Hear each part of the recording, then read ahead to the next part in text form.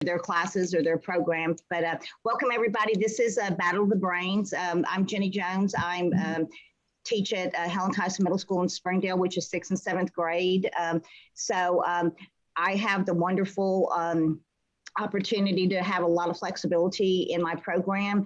And so I'm just kind of go through something that I've called the Battle of the Brains and show how it's kind of evolved from just a one block activity to a full day end of the year culminating event that unfortunately I wasn't able to do last year, and I'm still waiting to see if we're going to be able to do it this year, but I have done it for about the past 12 to 15 years in different formats. The handouts that I have uploaded are just examples of charts and letters and tips that I've used. Feel free to use them, modify them any way you want to. So not a fancy presentation, but it's something that I think is workable and something that you could use. So where this idea came about, like I said, 12 or 15 years ago, I've tried to count back and think about the last group or the first group that I did this with, and I know they're all graduated from college. So I was wanting to do something at the end of the school year instead of just, that typical, bye guys, it's been a good year, and have some way to have some type of, like I said, an end of the year activity. So the first 2 years I actually did this on site, and I did it just in a couple of block periods, and found out that wasn't going to be very doable because teachers were always asking for students, or there were interruptions, and it just disrupted our whole day. So I reached out to, okay, I'm trying to figure out how to get my screen to go forward. Okay, I'm not having any luck. Hang on just a second. I can't get my screen to go forward. Okay. Scroll down. Okay, hang on. Oh, go down. Well, that's what I was trying to do, and it's not there. Okay. All right. And again, right there's my email address. If you really think that you want to do this, there's my email address. It's jjones3@sdl.org. You can send me an email later on. But like I said, this is going to kind of be going from big picture to, I'll break it up into details. But I ended up reaching out to local churches to use their facility. And it used to be that I had to charge the students $2. That was kind of our best fee. And after, plus I was trying to collect money from them to have lunch and prizes and everything. And finally realized it's like, I really need to be looking for a community partner that is in walking distance. So I have the luxury, and I know everyone doesn't have that luxury, but there is a church close to our school. So I reached out to them about 2 years ago, and they were so welcoming. And they actually told me when I met with the pastor, he's like, we've been looking for a school that we could do a community event with. And so we've just sort of been partners ever since. But what you see here this is an example of what the day would look like. So I was just trying to celebrate some of those GT skills: creativity, critical thinking, problem solving, make it a little bit of competitiveness, and just have a fun day. So this is actually what I would have used last year. This was the schedule that I had already created to use last year. So you can see that we do take in at $750. Obviously, the first year if you tried something like this, you may want to do it on a smaller scale. I do bring both my 6th and 7th grade together. 2 years in a row, I actually did it, hosted one day 6th grade and one day 7th grade. And I was like, why are you working so hard?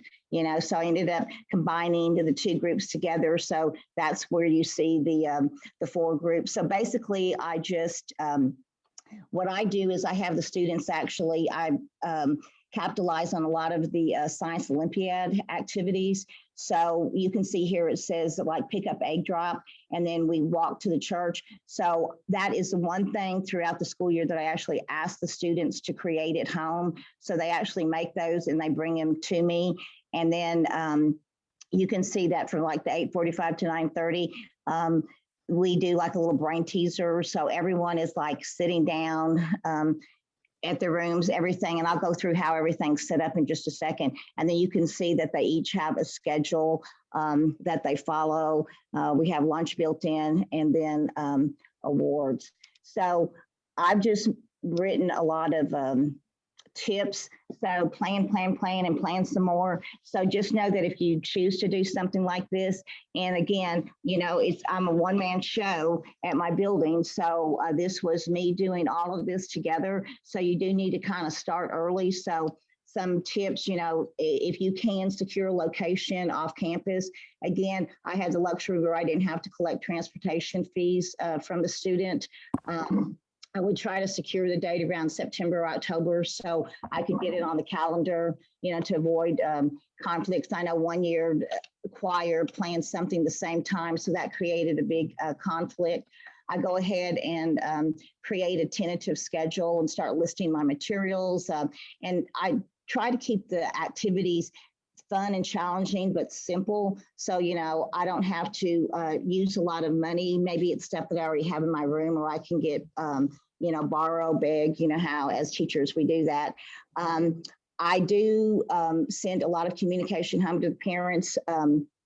So this is a great parental involvement activity. I'm at a school that's over 60% free and reduced lunch.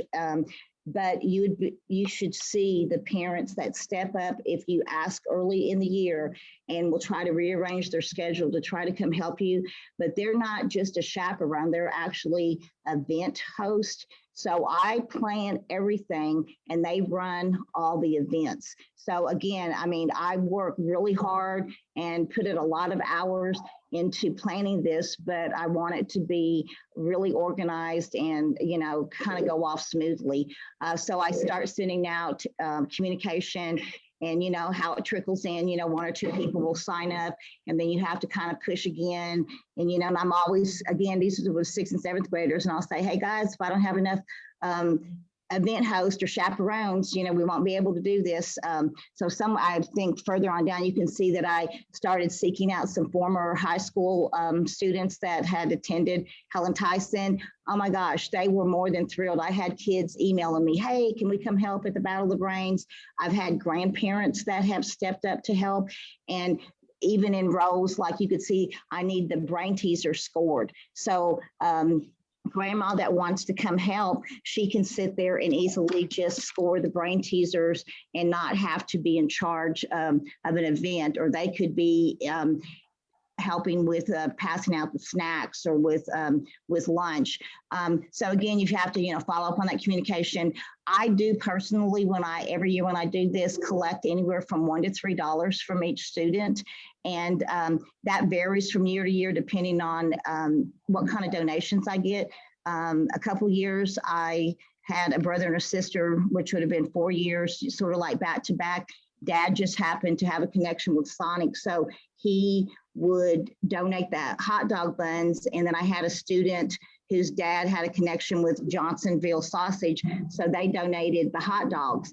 Well, that doesn't happen every year. So some years I need to collect more. I go ahead and calculate, like we usually grill hot dogs. It kind of just started out grilling hot dogs and having chips and, you know, Debbie cakes and like icy pop and different things during the day. So I've thought about even doing it if money was an issue, just have the kids bring their lunch. But it's really amazing how many parents step up and say, oh, I'll donate a box of chips, or here's a 24 pack of water or whatever. So again, that kind of varies. And sometimes I've used it for some of the materials, and you'll notice it says prizes. So first couple of years I did this, I gave out little ribbons and certificates and everything. And then I would see a trail of ribbons and certificates on the floor. And I'm like, okay, why am I doing this? Because those aren't cheap. So I transitioned from a ribbon to just junk food, candy, chips, whatever. So I fill tables full of prizes. And I actually have a parent kind of monitor that the day. So I give out, we give out prizes for like first, second, third, and fourth in each of the events, and they get to come up and pick. So believe you me, when they see, all these dollar boxes of candy and a liter bottle of soda or whatever, I know it's not healthy, but it does the trick. They just work pretty hard for that. Again, I mention it in, lots of newsletters and send that out. I've lucked out. Again, that every church that I've hosted this at, and usually sometimes it's been a student, the parent will say, hey, I bet our church will let you use their building. And you would be surprised at how many of them will do that and didn't charge a penny. And in this particular church that's close to our school, the pastor actually volunteered to do the grilling. He got someone from a local bank to bring their grill. He even contacted church members to come help. I mean, it's pretty amazing, and they have just as much fun as the kids. So if you can connect, especially with a church, I think you will already have some chaperones and help in place. So I start gathering all the materials for each event. I do score sheets. I have my rules typed up. I try to have everything organized. So I love to use those paper boxes. So I'll just start labeling like catapult, and I make a list of everything I need in there. I type out the rules. I put everything in there because I actually set this up the day before. So when I'm, and again, it's going to be different for everybody, but since I'm using it, using a church facility, I don't ever want to schedule it on a Thursday, because if they have church on Wednesday, then I can't set up on Wednesday, and I never have it on a Monday because I couldn't be there to set up on Monday. So typically I have it either on a Tuesday, a Wednesday, or Friday is how it works for me. So I actually go to the church the day before my event, and I spend the whole day setting everything up. So when we walk into the building with their egg drops at 8:30, we are ready to go, and the parents are already on site. So I ask the parents, to be available, from 8:30 to about 2:40. Again, have contingency plans. Some, you're going to have last minute cancellations. Sometimes I have parents that say, well, I can only come for 2 hours. So I plan, what event they're in, or maybe they're just helping with the snacks or something like that. But it does take all day to set this up. I literally will be there just like a regular school day, setting everything up. And a couple years I've had a few parents that, have volunteered their time to come help, but really for the most part, it's usually just me setting everything up. Again, around February, I start double checking my materials. If you have older students, sometimes they can help you, bundle the straws or count out, the toothpicks or whatever, but it is time consuming. So, don't wait, 2 weeks before to do this. And then I start checking when it gets a little bit closer, where am I on food? Do I need to purchase anything? I ask parents, if you scroll down through this, I ask parents, can you come as a chaperone or an event host? And sometimes I have to explain that because a lot of parents are like, they just always associate a school event with being a chaperone, but I do ask them, they run the event. So if anybody is really uncomfortable, they'll say, oh, I'd rather just, help with the food or score the brain teasers, we make those arrangements.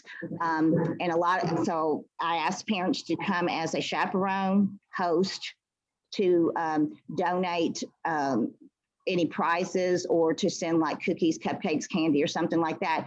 And you'd be surprised at how many parents, like I said, with a Sonic, with the hot dog buns. I had a parent one year, she's like, oh, well, my sister's friend, has a connection with like Nestle candy or whatever. And they sent tons of candy that, we could hand out that day. So I say just ask, and the worst thing that could happen is somebody will say no. And again, have a contingency plan for chaperones. And it has always worked out that I have always had enough event hosts to do this. Something else that I sometimes do is we have like an event theme. The kids, one year, they're like, well, let's, dress up. So I've done it differently every year. Sometimes we let the students pick a theme, and maybe it was heroes or, cartoon characters or be your best nerd or whatever. So, and it's completely optional, but if they can paint their face or dress up, and I see April's got a wonderful hat on right now, that'd be great. So it would be, I've had the boys paint their fingernails green, whatever. It's just always amazing. I always just tell them though, make it something that you already have. So, we're not asking students, to go buy money or anything like that. And it's about 50-50 on if they choose to do the team spirit. Again, I set up the day before. The chaperones do run the event. So I'm just basically sort of facilitating, monitoring, making, in case there's a problem. The biggest thing is, communicate with the parents that it's a fun day. If they've never been involved in like, youth activities or anything like that, a lot of parents, how that is, they're a little bit uncomfortable right at first running some type of event. But when they get there at the 8:30, so during that 8:45 to 9:30 time slot, when the students are doing the brain teasers, the parents and I have almost always been able to put 2 adults in a classroom. So like if they were doing the egg drop, they would do the egg drop all day long. So they would get, very comfortable with what they were doing. So I cannot, I think I've had 1 or 2 years where I've just had one parent that was available, like in an event, but it usually works out that, and if your parents, and they'll let you know if they're comfortable, being by themselves, but there's always at least 2 adults. Some years I've had 3 adults in a room. But then that way they go during that 8:45 to 9:30 time slot, they actually go through the materials, read all through the rules, feel comfortable, with what they need to do, what their role is. And again, they can, ask me questions. I do give them my phone number. And then the things at the end are, like afterwards, like, which, goes without saying, always send thank you cards to everyone that's come to help. I always reflect on how to improve. Some years, the schedule, the basic schedule is sort of the same. Sometimes I change it up a little bit, but in different versions. And so I'll stop at that point. So does anybody have a question about anything so far? And then we'll kind of look at some of the sample letters and I'll let you ask questions. Anybody have a question, comment? Okay, so here's an example of a sample letter that I sent home to parents. So this is actually one that I would have used last year had we been in school. So we would have had it on May 19th. I had already had it on the calendar, and obviously that didn't happen when we went to, AMI days. But again, you can see last year I started out asking for $3. I didn't have any connections with a lot of donors last year, but I will tell you, Walmart usually is really good about given a $25 card. So I usually try to use them at the end for like, if we're doing them. And again, you could do away with the hot dog lunch, but we just sort of turned into that. So, I usually might need plates or, ketchup, mustard, that sort of thing. And I try to use my $25 at Walmart for that. And then you can see, and this is something that I really didn't talk about. So you can do whatever works best for you, but I have the students sign up for 2-man teams. So when the only time that they are doing an individual event is the egg drop, but everything else, the brain teasers, like on this particular schedule, like brain teasers, paper rockets, catapult, puffmobile, they're working with their partner. So I do that pretty early in the year. And again, if you have an odd number of students, I may have one team that's 3, playing. I had one year, the night before, a little girl slipped at the swimming pool at swim practice and broke her arm. So obviously she wasn't there. So we just sort of, moved her into another team. So I actually, you can see on the chart, go ahead and group them. So they have a schedule like this. They have the brain teaser packet like already on their table. The pencils are on their table and that sort of thing.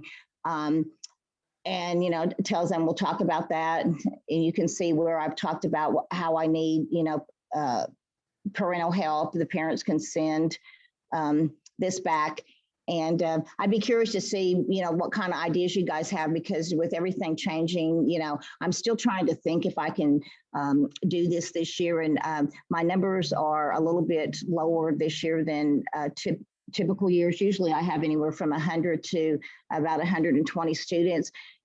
So it is, a full day, but I may try to actually do a 6th grade and a 7th grade event, because I only have 31 6th graders this year. So that would be doable, where I could, maybe handle that by myself, just with all the rules in place.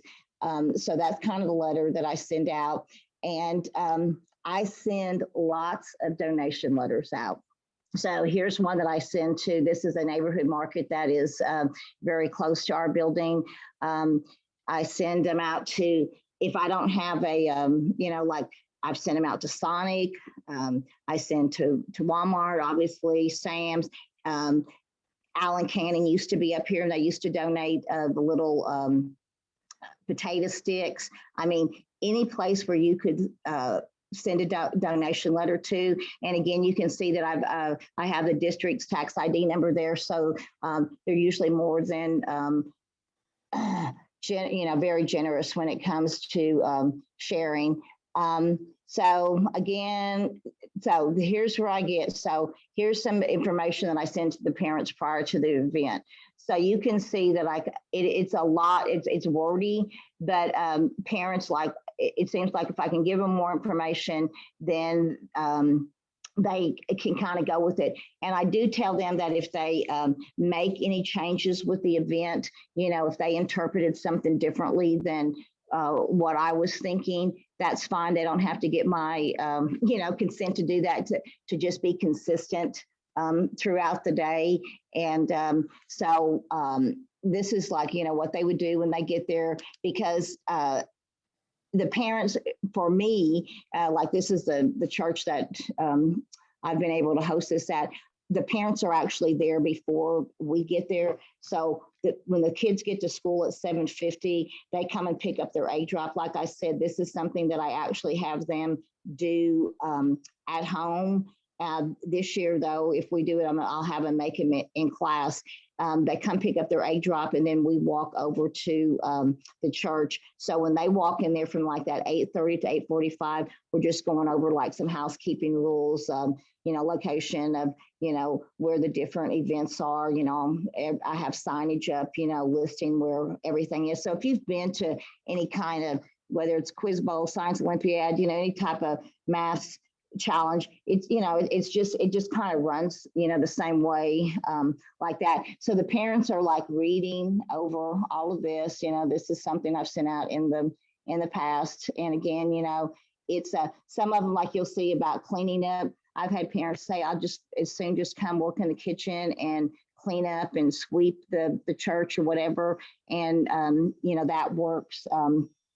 That if somebody has to do that. And then again, oops, I always forget something on the list. And again, you can see here where I've talked about, being consistent. So they actually have a score sheet.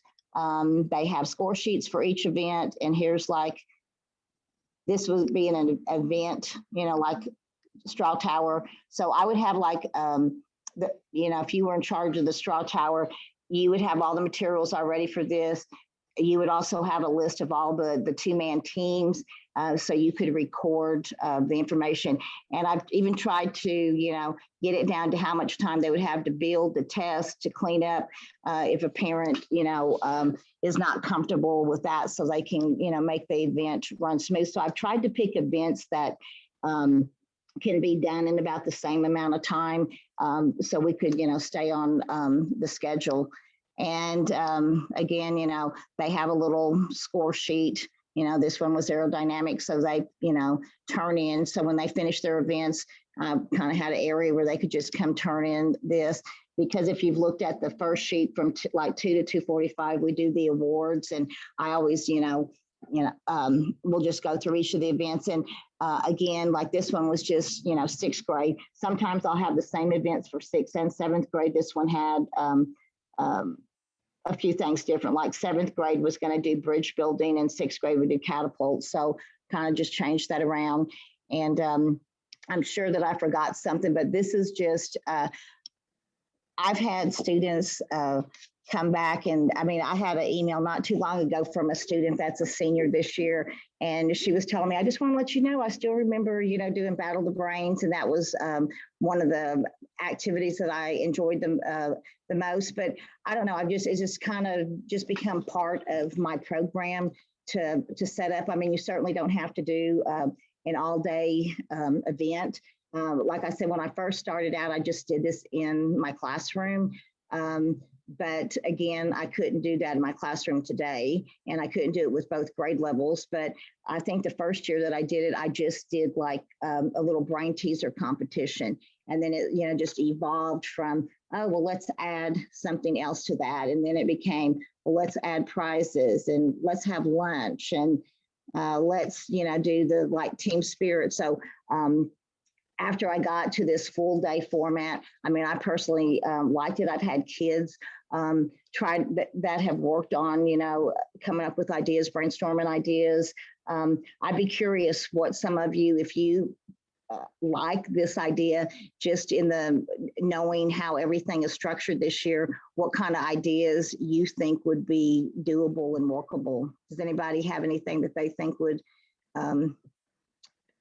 be a working solution to, not having 100 kids and a facility? Because everyone, if you don't have, like, I could probably walk to this church, 2 days in a row, but obviously everyone doesn't have, I can think of 5 schools. If I was assigned at those schools, walking to a church wouldn't be an option. You can't always rely on the weather, even if you had, tents where you could set up outside. I thought about doing that one year, but it still, to me, is always better. And I know the kids always seem to behave better too when we get away from the school, because it's that whole field trip mentality, and the competition part just kind of works. So anybody have any ideas or something that they think might work, or questions about anything that I've done or that you think would work, or solution that might even be better? Jenny, I have a question that kind of pertains to just this COVID year. Can you mix kids, like in the elementary level, they stay in their classrooms? And they move everywhere with their classrooms. So can you mix all your 6th graders together, or are you going to have to keep them separated? I can mix them, because they still, and again, that would be something that you might not be able to do until, guidelines, kind of a little. Yeah. So I can have all my kids at the same time. I've done that for like Zoom speakers this year, and just crazy school schedules. But and to be honest, Lynn, thanks for bringing that up. I didn't even think about that. Just since I'm not in an elementary school, who else out there is elementary? Is that how it is in your buildings as well? Yeah, that would be hard to do. So you couldn't have all your 3rd grade at the same time, Lynn? Mm-mm. No, they travel as a class to their specials and but maybe it's not like that in other districts. So maybe it's a little different, or in the junior so for you, schools. It would be a little bit harder, but if you want to do something like this, the last week or two, you would just about have to set up, like every time the 3rd graders came to you, to do like whatever it was and keep like a running Yeah. scores or whatever, that kind of thing, which is True. That's true. fun, Or you know. if But you can ensure that they can be socially distanced too, I suppose that could be a possibility. right, So. right, yeah. And so I was thinking of another place that, you know, things come to my mind. Like I even asked like harps, usually they're really good about, I'm just throwing this out there, about donating the eggs. So when I'm, you know, doing the egg drop and have 120 kids, you know, we're talking about I need 10 dozen eggs, you know, so anything that I can get for donation, then I can use that money for either them to, you know, part of their lunch or their prizes. And I make sure that there's, you know, they can win in more than one event is how I handle it. But then I always have enough prizes where everybody can, you know, gets a treat, you know, at the end of the day. And you can see, I even like during that 1:40 to 2 o'clock time, when everyone's kind of finishing up their events and I'm making sure that I have all the score sheets, they go outside and, you know, I have lucked out. It has never poured down rain one year when I've done this, you know. So they go outside and I buy those icy pops at Sam's and, you know, which they just love. So they all kind of go out there and hang out. And then we come back in, do the little awards. And then the 2:45 to 3:15, we, you know, come back to school. So anyway. I'm looking at the chat. You've got somebody asked, would you mind sharing the plans, supplies, and rubrics for each of the events? Puff Mobile, brain teasers, egg drop, catapult, bridge building, all that. I can't do that just like right now because I mean, Yeah. but if they would, if you would get their email and let me know who they are, I would be glad to. Can I go back and post that before the conference, before Monday, Jennifer? Or yes, yes, you can go post that anytime. Okay. Yeah, so Renee, it looks like you can email her if you or you can she'll post it in the, you can go back to Sketch and she will post it there, she said. Or she'll email me if you have problems, because I know you were having problems, Jenny, getting stuff uploaded. If anybody wants to, and again, it's just jjones3@estelle.org. I don't mind sharing any of this. I mean, and again, every year, you know, I kind of change it up a little bit, but I'd be happy to share all of my forms. Most of these I keep, you know, and then I just kind of rotate, you know, from year to year. One year I did try to do like a lot of those little minute to win it things, and that got to be a little bit too crazy. I was looking for something different to do, but I think it drove the parents crazy. So it's better if it's just kind of a little bit longer event. But yeah, I'll be happy to share that. So Renee, anybody else, if anybody wants to just email me right now, jjones3@estelle.org, and just say Battle of the Brains, you know, rubrics, guidelines, whatever, I'll be happy to get that to you in the next week if I don't get everything posted before Monday. That would be, I don't mind sharing it all. That's what it's about. If you're able to take any of this and use it, go for it. So are there yes, I also posted it in the chat too. So, and then somebody else is saying, you're wanting a solution for this year. Patricia said her son's Pinewood Derby is created before at home and they're Zooming for the competition. You could do that for the egg drop. So that's an idea too. Good idea, Trish. Yeah, this bridge. Yeah, that's great. That's great. And then just Zoom it for them. The Puff Mobile is out because you can't be maskless, clearly. Right.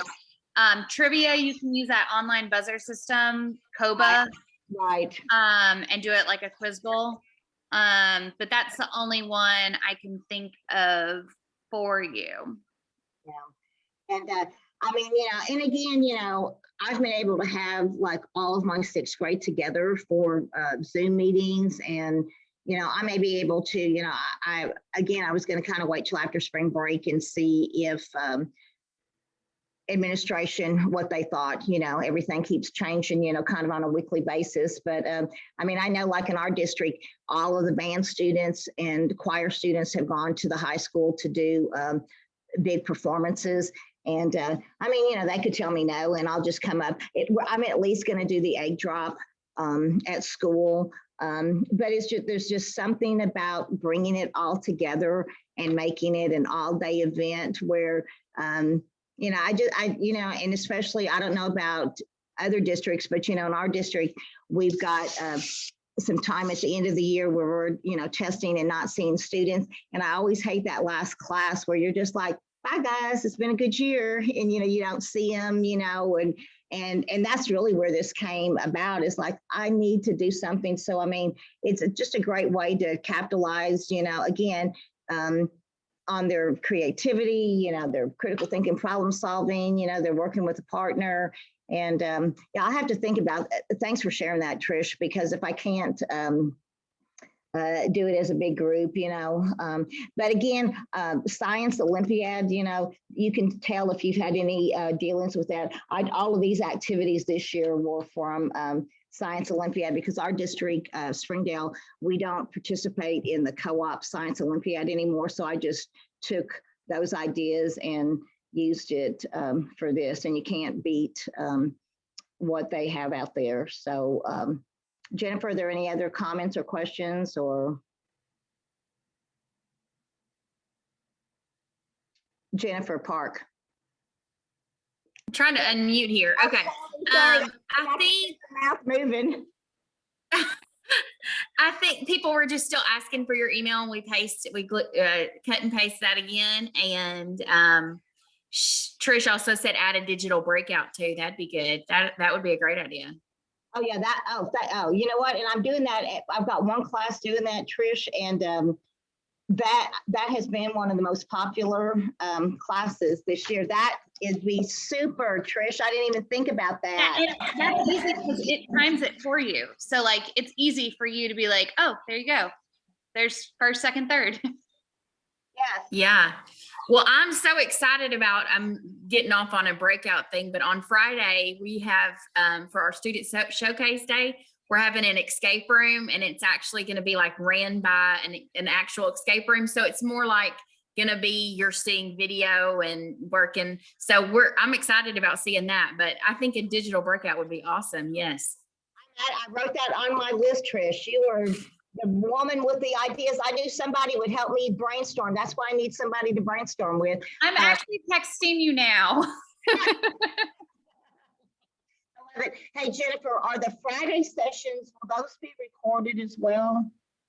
For the students? They aren't, just because, well, actually, Dustin's with the virtual field trips, it will be, but the other ones aren't because of the student faces in the Zoom. So, but yeah. even if you guys wanted to see how the escape room one is going to work, he was actually, the person that's leading that lives in England now, in London. And so he is doing it Zoom here. So you can still go in. He was a teacher at our school. So you can still go in and watch it, even though you don't have kids that are necessarily going to be participating. So it's always an idea. But yes, so Dustin's virtual field trips will be recorded. So you'll be able to watch that one later. Okay, I just wondered, I mean, like I said, our school, because of last week, we had to do ELDA testing this week. So my kids aren't able to participate in the breakout sessions, which I hate, but you know, what are you going to do? So yeah. Anyway. Okay, I'm going to stop recording then. Here we go.